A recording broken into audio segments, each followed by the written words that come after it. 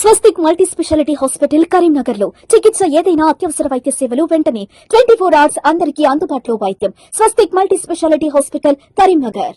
మొదటగా బంగారం కొంటామని వచ్చిన దుండగులు కాల్పులు జరిపి భారీ మొత్తంలో చోరీకి పాల్పట్టుగా తెలుస్తున్నది. సో ఒకసారి స్క్రీన్ మీద ఆ విజువల్స్ ని ఒకసారి సీసీటీవీ విజువల్స్ లో చూద్దాము. ఫస్ట్ అయితే దుండగులు ఎంట్రన్స్ ద్వారా జ్యువెలరీ షాప్ లోకి ఎంటర్ అయ్యారు. దీనికంటే ముందే ఆల్రెడీ ఒక దుండగుడు ఒక వ్యక్తి బంగారం ఒక చైన్ కొంటాననే నెపంతో లోపలికి వచ్చి సిబ్బందిని చైన్ చూపించాల్సిందిగా కోరాడు. దాంతో సిబ్బంది చైన్ చూపించే ప్రయత్నంలోనైతే ఉన్నారు. అదే సమయంలో ఆ తర్వాత కొన్ని క్షణాల్లోనే మరో ఇద్దరు దుండగులు ఈ ఎంట్రన్స్ ద్వారానైతే లోపలికి ప్రవేశించారు. విజువల్స్ లో మీరు క్లియర్ గా చూడొచ్చు. సెక్యూరిటీ గార్డ్ డోర్ తీశారు. ఆ తర్వాత ఇద్దరు ఎంటర్ అయ్యారు. మళ్ళీ చూసుకున్నట్లయితే ఇద్దరు లోపలికి వెళ్లే లోపే మరో ఇద్దరు దుండగులు కూడా ఎంటర్ అయితే విజువల్స్ మీకు కనిపిస్తున్నాయి చూడండి. సో ఇక్కడ బంగారం కొంటాము, నగలు కొంటామనే ఉద్దేశంతోనే వీళ్ళు అలో చేశారు. సో సడన్ గా ఇక్కడ ఉన్న సెక్యూరిటీని టార్గెట్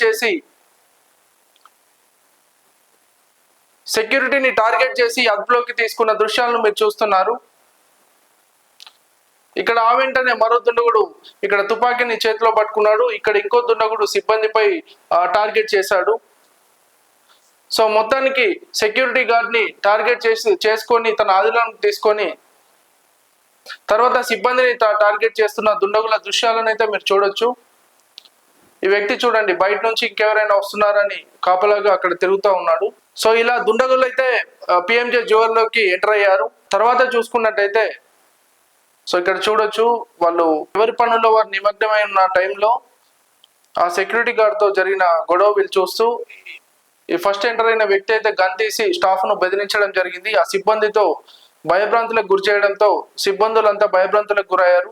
ఈ వ్యక్తి చూడండి గన్ తో ఆ సేల్స్ మేనేజర్ ని ఎలా బెదిరిస్తున్నారు. సెక్యూరిటీ గార్డ్ కూడా వాళ్ళ ఆధీనంలోకి వచ్చాక ఫస్ట్ వచ్చిన వ్యక్తి ఇతను సడన్ గా గన్ తీసి వీళ్ళందరినీ అదుపులోకి తీసుకోవడం జరిగింది. సిబ్బందిని అందరినీ తన అదుపులోకి తీసుకొని నీటిలోకి చేయించి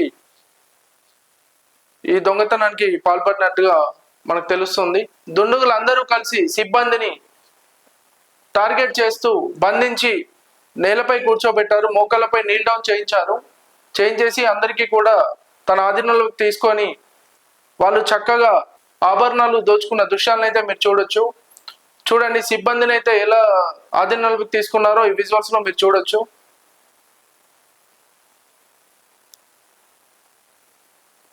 సిబ్బంది అందరినీ కూడా నీల్ డౌన్ చేయించి గన్స్ తో బెదిరిస్తూ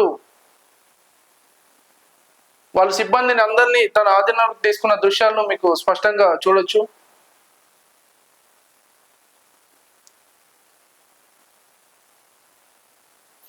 తర్వాత అక్కడ జ్యువెలరీలో పనిచేసే సిబ్బందిని చేతులను తాళ్లతో కడుతున్న దృశ్యాన్ని కూడా ఇక్కడ మీరు చూడొచ్చు.